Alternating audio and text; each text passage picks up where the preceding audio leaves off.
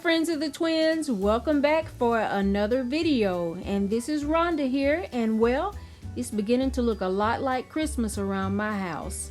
Today I'm going to be sharing with you my 2020 Christmas tablescape, but first I wanted to show you a little bit of how I put together my centerpiece. I just took an old centerpiece that I had and kind of deconstructed it and started all over again using flowers that I had bought at the Hobby Lobby. Now this project didn't take me very long at all, probably about 30 minutes once I got into the swing of things and got going good. And I didn't cut any stems unless I just absolutely had to. And here it is, friends. This is the finished product.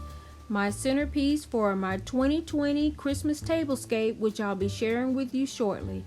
Friends, always, you make the life that you live a life that you love, because life is short. And thanks so much for watching.